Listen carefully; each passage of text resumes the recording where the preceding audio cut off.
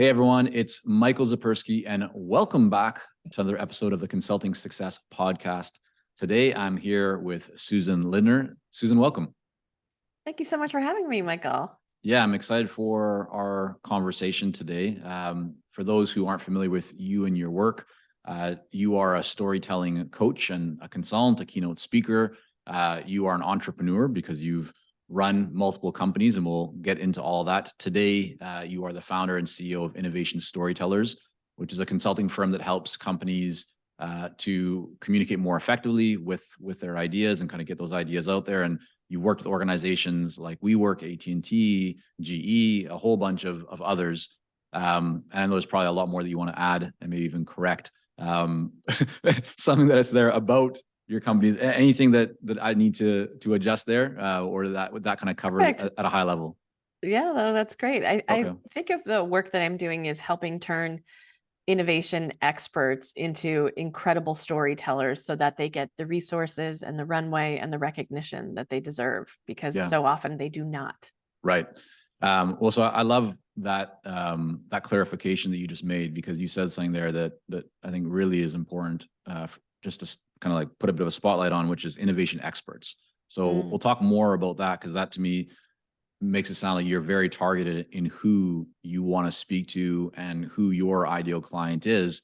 And with some, the kind of work that you're doing in terms of help people to tell their stories or bring their ideas to life, that's applicable to almost everybody on earth, or at least a lot of people, but you've been very selective. And so I want to get into that. But before we do, I think we need to start with kind of how you got to where you are, and the way that you were introduced to me and kind of recommended to come on the podcast was, hey, like, you have to ask Susan about her time in Thailand, because she was doing something very different from consulting. So you were actually working as a field epidemiologist in Thailand, seeing people dying from AIDS. And you didn't know, this is kind of thing what I've heard, and maybe from our research, you didn't know how to communicate how deadly this virus was, or this disease was, I should say, at that time. And you really wanted to make sure that, people who were at risk could know about the danger of this. So if you could take us back to that time, what was going on? What were you thinking? And how does that kind of connect to the business that you have today? Well, for me, it's a very direct line. Other people don't necessarily get it, but for me, it's inescapable. So I'll take you back to 1994, northern Thailand in Chiang Rai province, which is right on the border with Myanmar.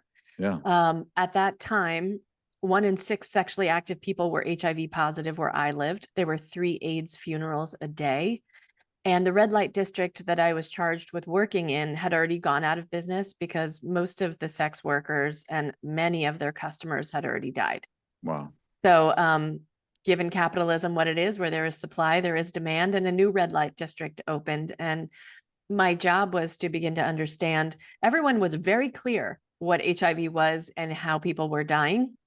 No mistaking that. The challenge was, how do we get people to use condoms? There were no medicines available at the time. Clean syringes were not an option. And I was in the Golden Triangle area, home to opium and heroin use. And those were not readily available. And so the condom was our first line of defense. Now, I work in innovation, right? So we love tech, we love new tools, we love all those cool things. If you were to guess, Michael, how old is the condom? As a breakthrough innovation technology, how old is the condom? Oh, wow. You're putting me on the spot here. I would just say Sure. 19, my mind was going 1950, 1930. I have no idea. I'm going to ask you to look back further. I did a double check with ChatGPT earlier today, just to double check my facts. I had been saying 10,000 years, first noticed in the Grotte du Carambel in France, in the caves of France. There are paintings on the walls. We don't know if that is a public health message or if that is bragging from somebody's fantastic night from the night before. But 10,000 years, it looks like, is the first human evidence of the condom. But apparently some were just found in a recent excavation in the pyramids in Egypt. And so I might have to check that carbon-14 dating on those condoms. But yeah, this is a tool that's been around with us for a very long time, and it clearly wasn't working. And the Minister of Public Health at the time was creating these very terrifying posters that basically had a scary, hungry ghost depicted on it with the words in like dripping blood that said, "Get AIDS and die." And so that fear campaign was actually quite effective for about the first 6 months, and we saw a drop in infection rates. But about 6 months later, those rates came climbing back up again. And so we did what any good marketer would do. We doubled down and made scarier posters and billboards, which were horrific. People with symptoms and people dying literally on the posters. And that worked too for a couple of months. And then they started climbing again because human nature believes that if I smoke this cigarette, I won't get cancer. And if I eat that triple cheeseburger, I won't become obese, right? That's just our nature. We want to believe it's not us. So we needed to find a different way.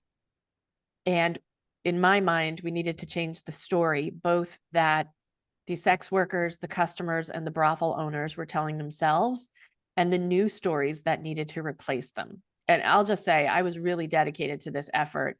My nickname where I lived was Condom Girl, because I would go jogging in the morning and hand out condoms in the market, like over breakfast, just handing out condoms to people. And I worked in a restaurant at night called Cabbages and Condoms, whose effort was intended to make condoms as ubiquitous and easy to talk about as cabbages.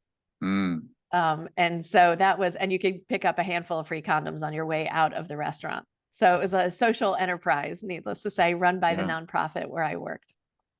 So we needed to switch the story. And as an anthropologist, which is my background, we did some ethnographic study. We did some questioning of the brothel owners, the customers, and the sex workers to ask them what would get them, how did they feel about their current state of being, and what empowered them in their current state? How did they feel about their motivations for owning a brothel, going to a brothel, or working in a brothel? And the mama-san, of course, said she was interested in making money, and the customer said they were looking for a good time. And the women and men who worked in those brothels said, I just want to survive.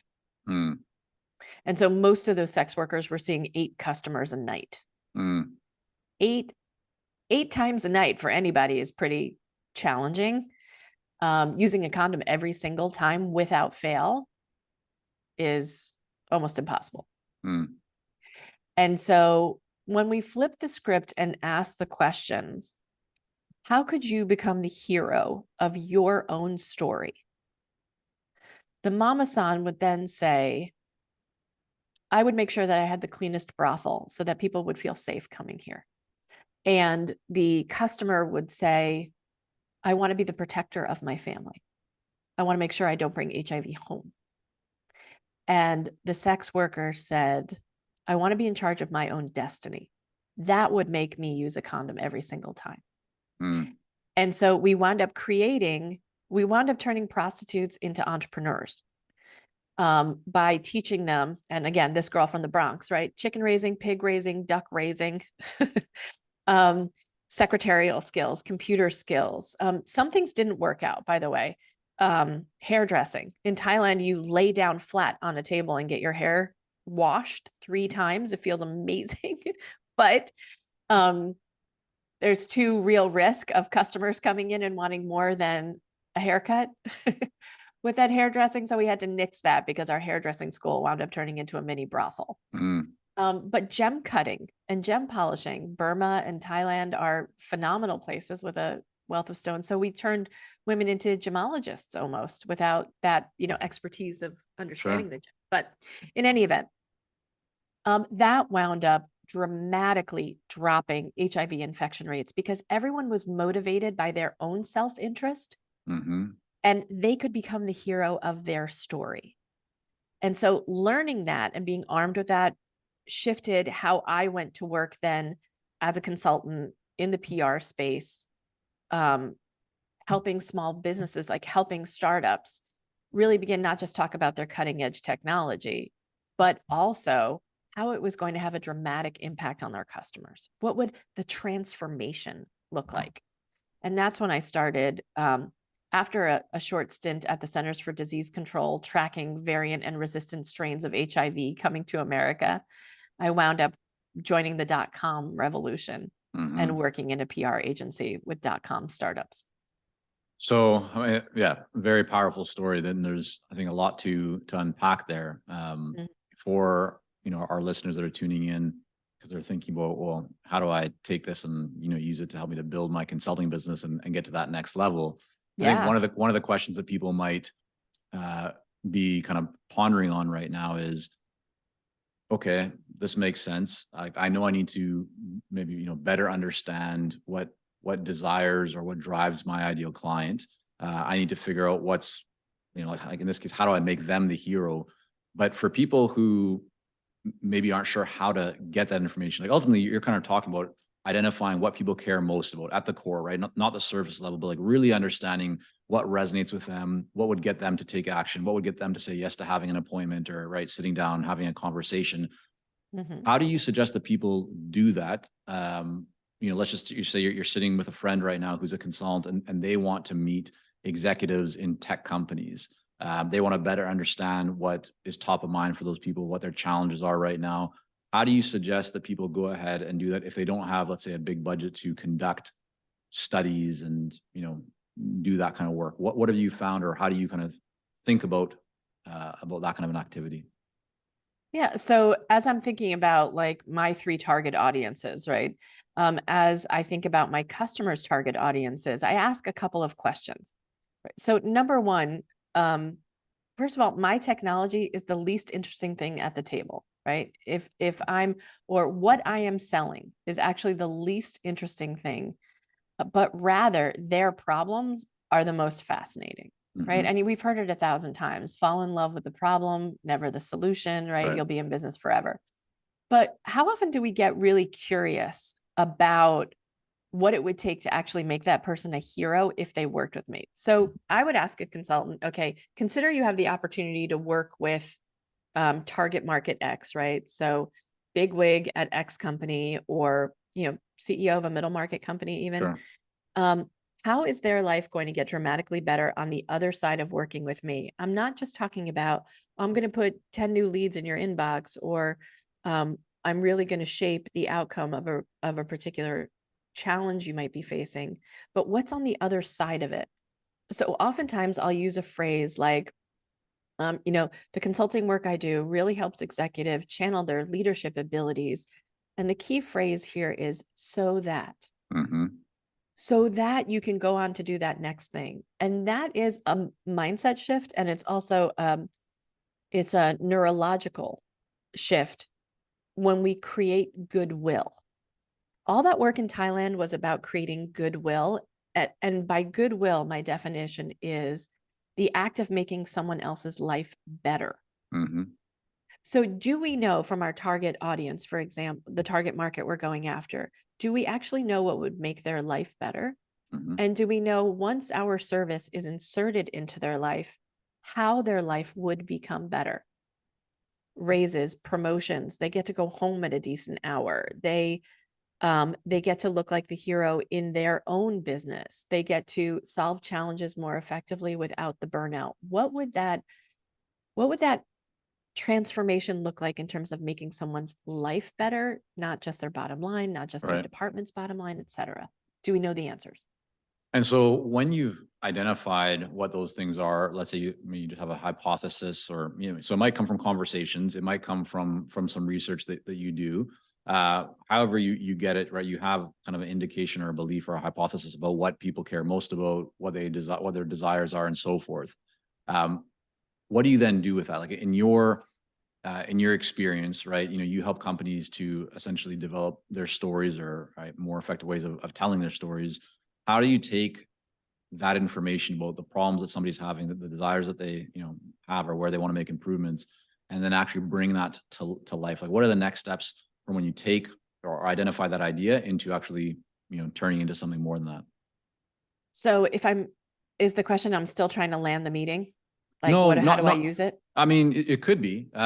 Sure. So yeah, I mean, it could be in that context. I guess what I'm wondering is, like, the process here. It sounds like the first step is really identifying or better understanding what your ideal client cares most about. And so once you have that information, what do you then do with it in terms of, is it about developing it into a story? And then do you weave that story into content? Like, I just want to know kind of how do you go about from that initial kind of stage one to all the way to, putting it to market and so forth. Yeah. So I want to turn up the volume a little bit on that need, that desire. And, something about working in life or death situations is, how do I make it life or death for the person that I'm connecting with? Here in New York, it's kind of a violent place, but we ask the question, where is my customer bleeding from the neck? And that creates a sense of urgency and importance. So it's not just enough to like, yeah, I'd like to get home by 5. Okay. Right. But like the sense of urgency is, because if I don't, X will happen. So maybe that's the add-on. So the way that I go about from a marketing standpoint thereafter with trying to talk to a client is to understand how to diagnose the problem from its most minute till its greatest end. And then I begin writing stories about that progression based on past clients or things I'm seeing out in the world. So one example is in my line specifically, and to your point, I've chosen a very narrow niche. I work with innovation teams because that's my joy.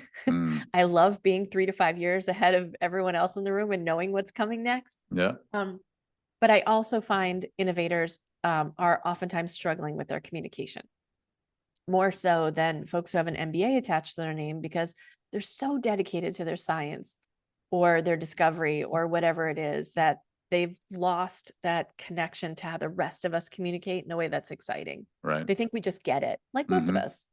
Sure.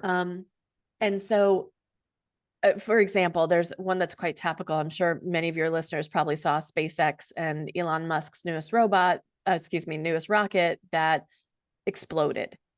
And I'm writing a blog post on this right now, that Elon Musk congratulated his team in the face of that failure, because the thousands of victories that went into making that failure is epic. And so sometimes we forget about congratulating Edison on try number 9,000, with still another 1,000 tries to go. And so a tolerance for failure is something that is absolutely critical in the innovation space. So I might identify all the little steps along the way and write stories about my clients or what's happening topically that I can bring to a conversation with an innovator that says, I get innovation culture. I get what failure looks like. I get how painful that is and the ribbing you have to take from other members of the C-suite. And I want to help be a consultant to help your teams better communicate both the failure and the victory. Where can we start? Okay, so I'm going to take a stab at kind of summarizing a bit of what you just mentioned, and hopefully this helps others as well. So it sounds like you start off by getting very clear, like the processes, get very clear about what are the pain points, the bleeding neck, right? The desires, just like really understanding how your ideal client thinks and everything that's going on inside of their life, right? As much as you can. Yeah, we say context before content, before I even sit down to write a story, right? Right, Context perfect. first. Okay, and then you kind of slice that up into little pieces and find ways to tell a story, share a case study, bring something from that's newsworthy into your content, and that addresses each one of those little things. So if it's, Jane wants to be home, by 5 o'clock to be with her, her kids, or Tom wants to be home because he's never home, and that's going to really affect his relationship. Like, you would identify like whatever that case or situation might be, and then create content around that, and around that kind of one little slice, put that into the world. And you do that for every kind of little slice, so that one, you're really resonating with the specific person you want to make an impact on and ultimately become a client. But also you can pull in, I believe I heard you say, pull in those examples to share with people or to bring up in a conversation, because now you've kind of covered the gamut of everything that is likely top of mind specifically for them. Is that kind of a good summary, or anything you'd want to add to that? and because of that, you wind up getting top, middle, and bottom of the funnel too, right? Mhm. When people are still just investigating, you're like, damn, I would like to get home by 5. Right. Or wow, I really wish I didn't have to create a 60-page slide deck to get my point across. Yeah. Right. If I could get that done in 10 slides through better storytelling, then I can actually get home by 5, right? Now I Right. can go back up again. Yeah. And then what's it really costing me? Am I not getting a raise or a promotion, right? Or am I not getting my incredible breakthrough idea or my project through to approval from the board and the team because I'm not effectively communicating at the board level and it's costing me my job? Mm. Now I'm tying into those two professional goals, personal and organizational, that is driving things at the bottom, people who are just about to close. So that's how I think about how storytelling functions for me and how I communicate with my clients, but also how I teach them to communicate. Right. What are my spheres of influence those concentric circles that I need to keep influencing with story to bring them on board and to get them to work at 110% capacity with my cool new thing when Mm. I'm still just need to hit my quarterly goals.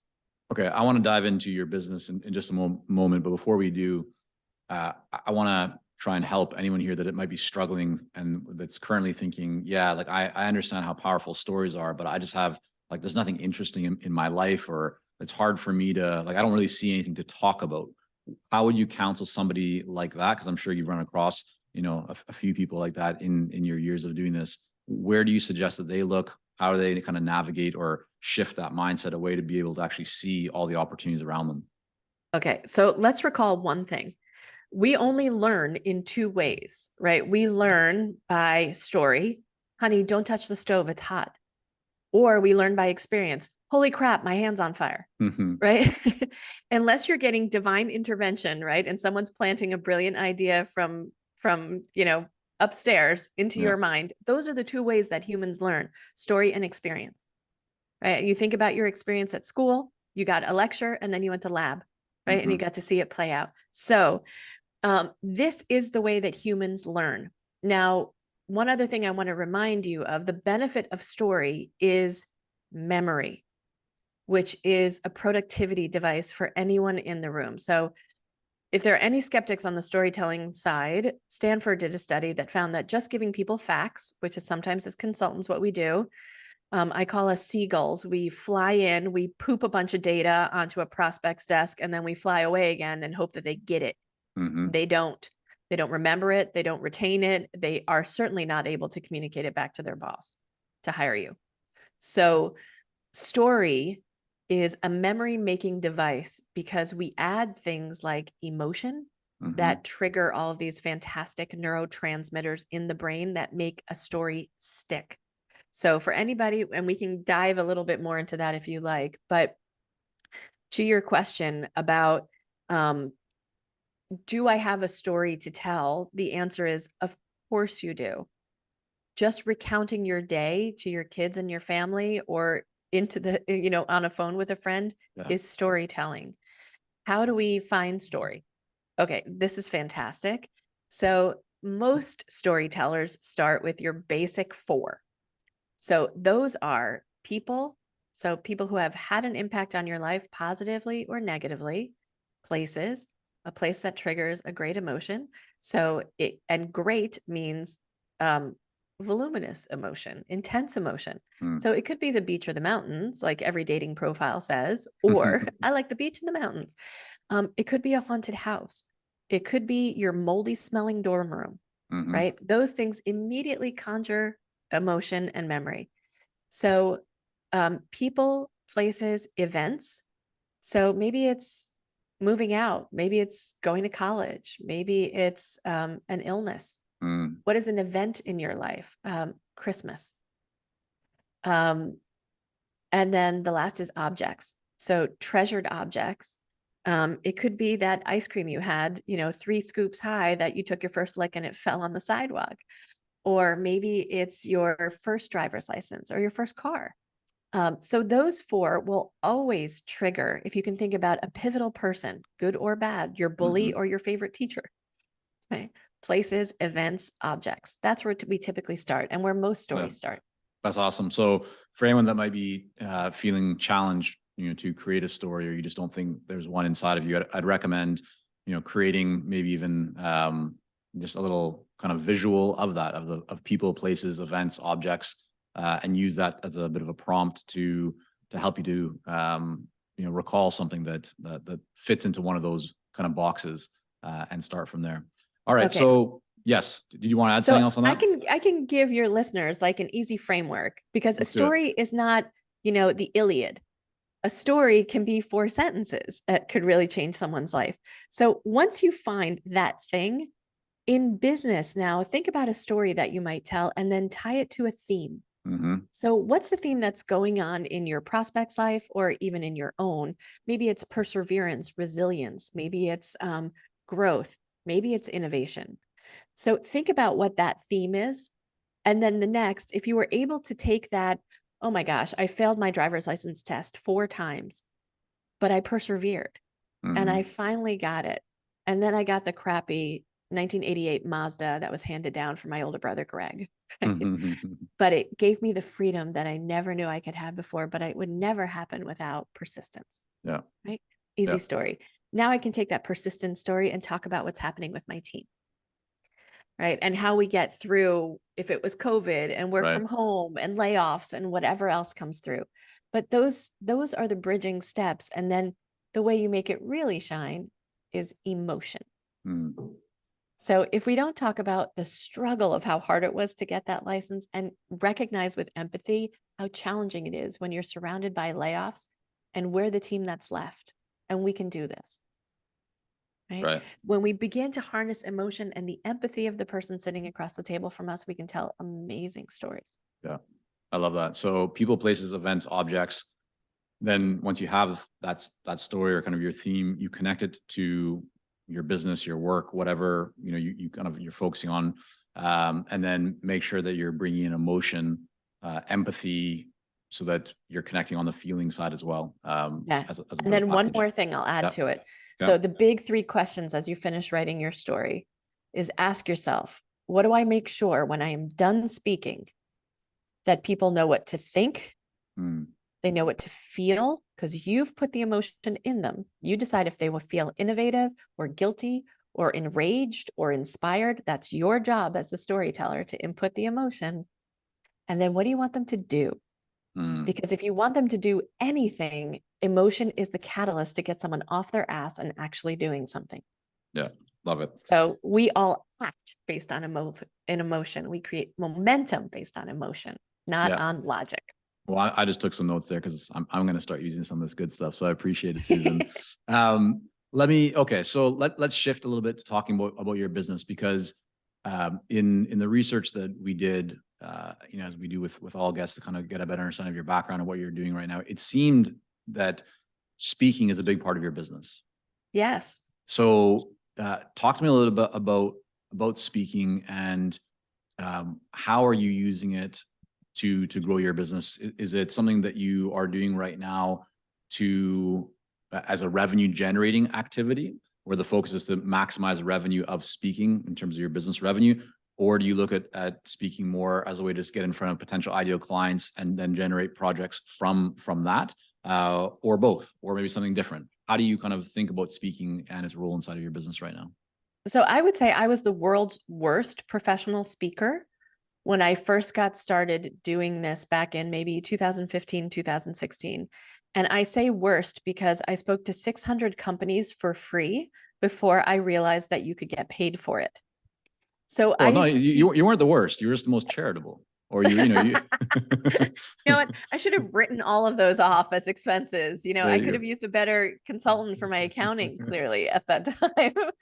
So I had a public relations agency, a PR, marketing, social, and branding called Emerging Media. We're a small agency, around 15 people.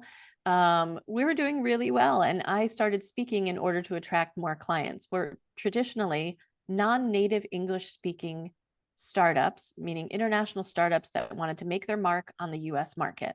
That was the focus of my business at the time. So I would speak at consulates and at international groups about messaging and PR and branding and so forth to bring in new clients. And it was really effective. What happened was I found out I enjoyed speaking more than servicing those clients after a while. And so I thought, huh. And sure enough, one day I was speaking at the Belgian American Chamber of Commerce called Belcham here in New York. And someone came up to me after my talk and said, we could really use this kind of thinking at GE. And I said, do you think GE has budget for a speaker? And she looked at me like I was the biggest idiot on the planet and said, yeah, GE Mm, has cash. yeah. And so with that, I scored my first corporate client, and they flew me to Zambia to speak to like maybe the top 20 soon to be C-level executives Mm, in the country, in the company. They were flown in from all over the world for a wow. learning trip to Zambia. And the night before my first big corporate workshop, the head of HR leaned over and said to me, hey, our next speaker after you isn't going to get in for another 3 hours. Do you think you can pull out about 3 more hours of content? I was like, sure, absolutely, no problem. Was up all night in my hotel room in Zambia, adding slides and adding workshop activities. And it was great. It was amazing. I was on cloud nine, and I thought, this is really what I want to be doing. So quick question on that. When you were back in the day, before you had reached 600 charitable free speaking gigs, You're so generous, Michael. how are you landing those those speaking gigs? Like, do you just reach out to the Belgian American chamber embassy or whatever and just say, hey, this is what I'd like to talk about? Or was it relationships, connections? Like, how do you go about getting those kinds of opportunities? Yeah. So in some cases, I would reach out directly, but there are other groups I found, incubators, accelerators, specifically targeting startups, and those that targeted international startups. And they knew about my work because there are Mhm. I'm like very nichey. So there are very few PR people that I knew of at the time that spoke 5 languages, that was an anthropologist, that had a background in working with international startups. I created connections to venture capital firms that funded international Mhm. startups. They would turn me on to folks at the consulate or in other groups. They would have me come and speak with their portfolio companies. And then there were specifically for-profit companies that were doing what I called entrepreneurial tourism, that basically brought startups in for a week, exposed them to the New York startup ecosystem. And I was one of 10 speakers during the Right. course of that week. Um, and then, yeah, that's how that worked. So So yeah, it's the classic kind of bit of hustle, bit of being in the right place at the right time, and then just the fact that you were showing up allowed you to then start to get more and more. It's like you're just building momentum, right? As that snowball kind of gains steam. yeah, and building an ecosystem. Like Yeah. I was really good about keeping in touch with all those people who created speaking opportunities for me and coming back and saying, when do you have your next delegation? Mm. When can I come in again? How are How things often were going? you doing that? So let's say, I mean, a lot of people right now are sitting on this database. They may or may not necessarily use a CRM, but they have people inside of their kind of, their ecosystem, but they're not necessarily very intentional in following up with them, checking in, asking those kind of questions. So what were you doing and what have you kind of found is the best practice for you in terms of how often you're touching and reaching out to people? So touch points. I wish I could say, obviously, by my serious business acumen of giving away services endlessly for free, I can't say I really had like a timing methodology. Okay. I'm insatiably curious, Michael. It's pretty Mm, annoying to some people. And so I always want to know what's going on. So I was, seeing everybody's calendar and would just be like, hey, I see you're having a fill in the blank startup night, or, could I come give a talk? They're like, yeah, sure. And you know what? I also went the extra mile. I didn't just stand up in the room and talk. I created a slide deck where I really thought about what do startups really need to know and put mm, that together and made it entertaining and made it fun, made it multimedia. Like I put the effort in so that talk became really honed. I don't think I would have gotten that opportunity with GE if it was my first time around. sure. Yeah. Makes sense. I knew where the pauses were. I knew where I had to break. So, but to your point about marketing, because I did own a marketing agency, was um, constantly liking and following back people on Twitter and LinkedIn at the time, getting into people's messaging people over LinkedIn and saying, hey, I'm giving a talk next week. Can I come and speak with your audience too? Or I would say, I'm coming to San Francisco. I wasn't. But then I would reach out to 6 or 7 different organizations and they say, sure, come and give a talk. We'll gather the startups in our accelerator.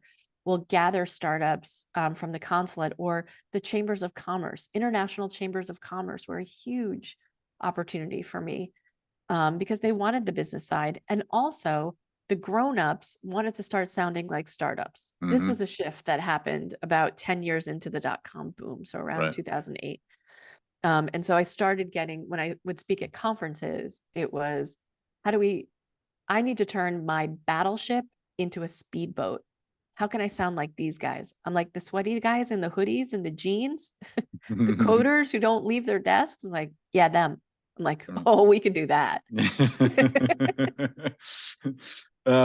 So you ran your previous kind of PR, marketing, social companies, you said, I think for about 17 years or so, had a team of about 15 or so people. And then what was it, a couple of years ago, right? Just last year. Yeah, last year. Okay, so last year, 2022.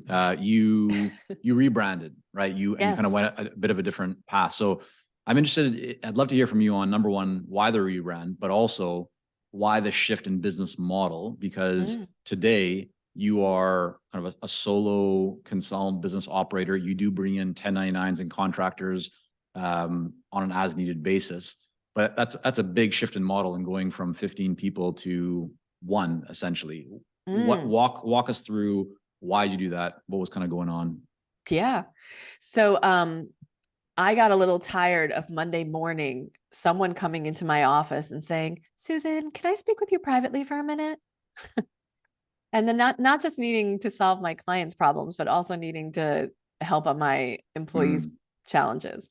And so, who needed a day off, a raise, who was pregnant, who needed to get to rehab, who needed to get to, whatever shift it was, kind of became exhausting as part of not wanting to be in this service business in this way anymore. And to be doing the work rather than overseeing the work or being, and I have no problem doing sales. I actually love closing new business. That invigorates me, but the people challenges were really not my favorite. So that was one. Number 2, I didn't want to be in the PR and marketing world anymore. I wanted to be on this other side, and I liked corporate. I felt like I had been doing startups for so long. Part of me could do it in my sleep, but working with Fortune 500, Fortune 100 companies and tackling, global workforces, staffs of 40,000 people at a time, localizing messaging and storytelling around the globe, because a story that hits well in New York may hit very differently in New Zealand or in Nairobi. Sure. And so the anthropologist in me was craving like this multicultural kind of opportunity on a big scale. Yeah. And to also see personal transformation among scientists whose work I found was so fascinating and important, and helping turn them into better communicators was fantastic for me.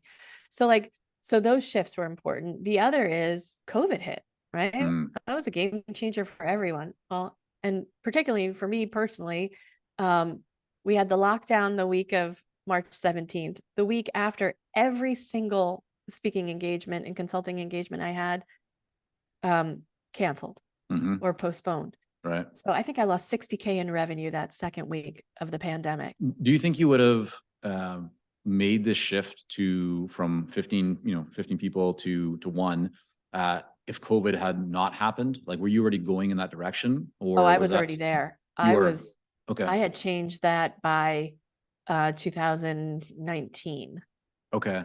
And what I'm wondering then, could you, whatever you're comfortable sharing, but how did the business itself change kind of from a revenue margin perspective? Like, and I'm wondering, did you have any concerns going from, we're making X amount right now with 15 people and things are getting done without my direct involvement in terms of delivery? It sounds like you're obviously being pulled in a lot of different directions, but to any concern of, am I going to take a big pay cut, or how's this now going to work if I'm just me essentially doing a lot of stuff initially, of course, contractors, but like, what was the shift in mindset, and what did you actually kind of see or experience as you went from 15 people just to one?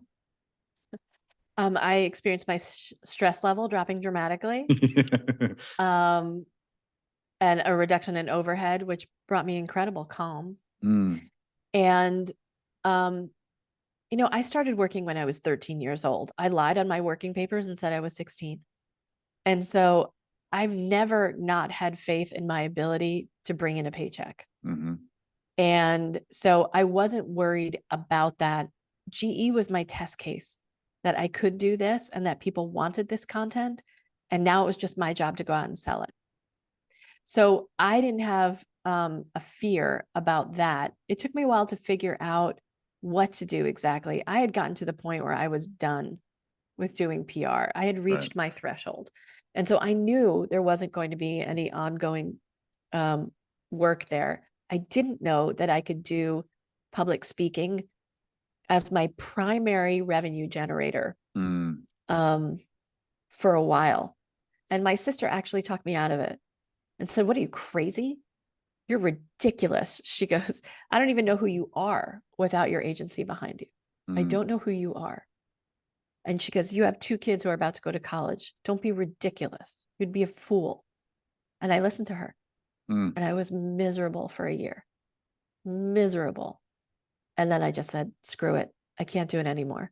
Yeah. And I just said, "I'm going to put all my energies in it." And so I did. But yeah, I listened to my naysayer sister. She had all the best intentions in mind, Sure. but Yeah. I was What's been miserable. the biggest challenge for you as you've made this transition, and maybe even in the last, year or so, aside from COVID, because I mean, everyone kind of went through that in one form or another. But if we put Mm. COVID to the side, what's been just the biggest challenge for you inside of the business? So, not just for me, but my clients as well, is churn. Mm, So it was amazing when COVID hit, how quickly innovation teams were being slashed. It's like, we need to focus on the block and tackle right now. Our industry is just hitting quarterly returns. We don't even know how we're going to do that. I was like, "Psst, it's probably your innovation team who knows how to pivot better than anyone. You should talk to them." mm, But that wasn't my decision to make. And it's sure. actually what started me creating the podcast, because Mm, there are all these amazing innovators who are helping big companies to pivot, and getting their expertise out into the world was part of my motivation for starting the Innovation Storyteller Show. And in fact, it came about before the thought of rebranding. So the podcast came first.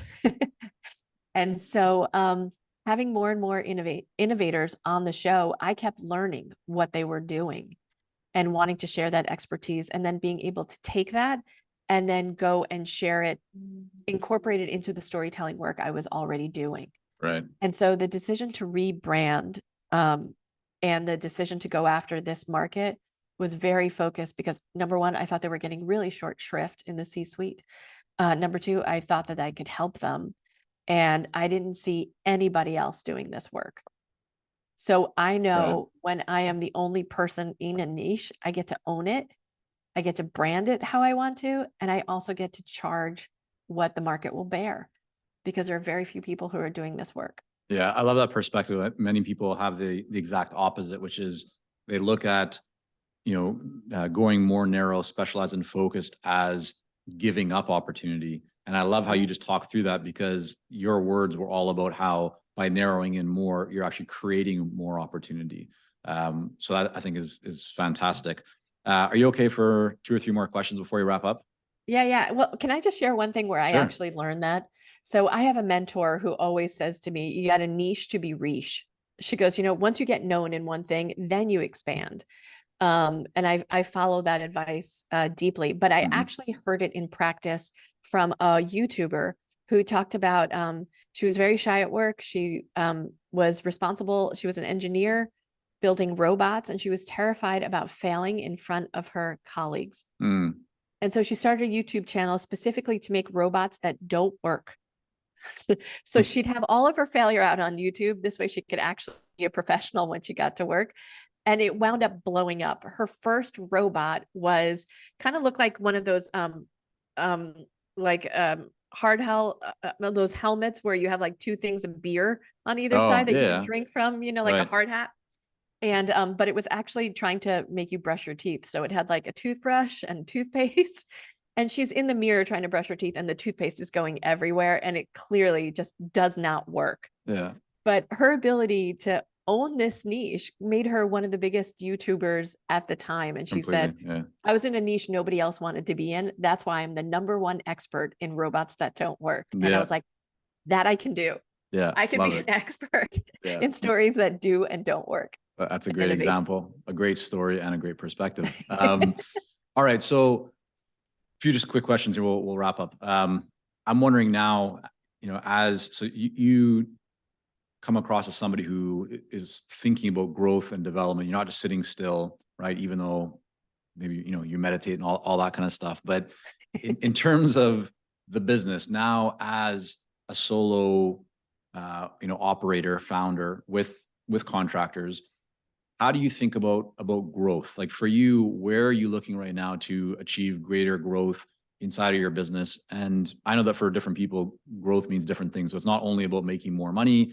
Maybe it's about more profit. Maybe it's about more time. But for you, just how do you think about kind of scale and growth, given that you have, some may call it a constraint, that there's fewer Yeah, people than you had before. So how do you think for about that? sure. Yeah. So I look at my business, and I kind of always use the palm of my hand. So like the core of my business is consulting. Mhm. So I go to large. So if I look at the palm of my hand, that's where the bulk of my cash comes from. And then Yeah. these 5 other fingers are where I think about kind of spreading the wealth. So I do workshops and breakouts, right? I do keynote speeches. I have just started creating this innovation storyteller studio, which is kind of like a masterminding program where people can bring their stories once a month Mm. and have my expert guidance and also the wisdom of their peers to do just that. I look to expand my business by doing executive intensives, by bringing innovation leaders around a table and sharing their stories of what they need to tell the CEO of what's coming next, Mm. some of that strategic planning. And then the other is I'll say I'm expanding my reach beyond my typical Fortune 500 client. So I am now working, for example, with the World Bank, and I am writing the innovation story for the country of Serbia.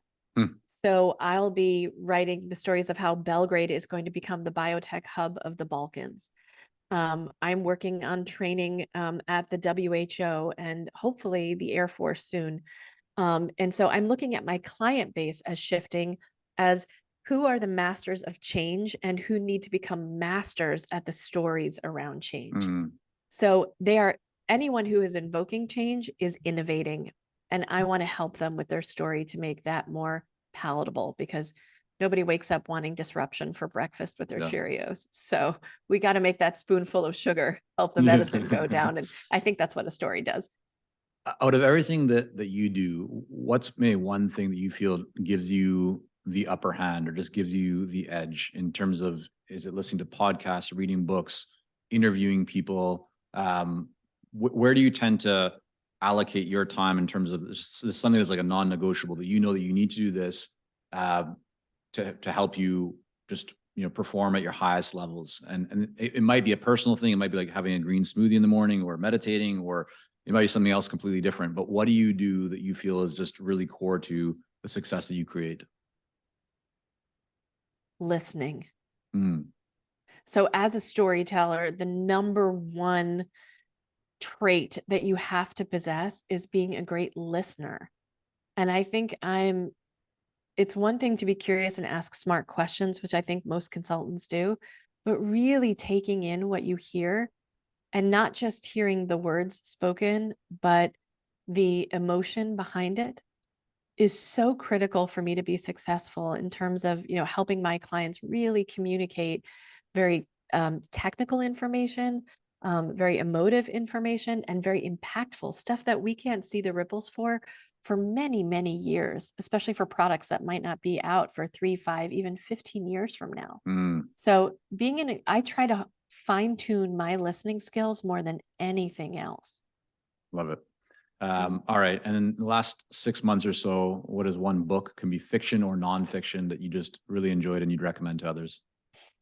Well, I'm a devotee of Napoleon Hill's Think and Grow Rich. I'm on my 8th read, and I run a mastermind for the Black National Speakers Association, specifically on that topic. But I'm just pulling up my Audible so to make sure that I get the name right. So I would say probably the book that I'm reading right now, which is Tiny Beautiful Things, which is written by Cheryl Strayed. She is the author of Wild, the movie with Reese Witherspoon, where she hikes the Pacific Coast Trail. But she just put out a book, which is also a movie on Hulu right now. It's a collection of advice columns where no one knew it, but she was the respondent to a column called Dear Sugar. And the way that she responds to people in the most empathetic and down to earth and sometimes in your face, freaking figure it out way is reminded me that you can have a strong hand and a warm heart at the same time. Yeah. And so I Okay. strongly encourage anyone to read the book or to check it out on Hulu right now. What was the name again of that book? Tiny Little Things. Tiny Little Things. Okay. Yeah. We'll link that up in the show notes as well. Tiny Beautiful Things. Excuse Tiny me. Beautiful. Tiny Okay. Beautiful Things. There we go. Yeah. Yeah. So Susan, before we wrap up, one more thing, which is very important, and that is how can people learn more about you and your work? Where's the one place they should go? Yeah. So I would say come to innovationstorytellers.com. There you can find the podcast. You can find all of my blogs on how to become a better storyteller. And I'd love your feedback. I'd love to hear from your listeners about how I can help and support them on their storytelling journey, because we're all storytellers, Michael, for sure. Yeah, we'll love that. Thank you again, Susan, so much for coming on. Really enjoyed our conversation. Me too. Thank you for having me.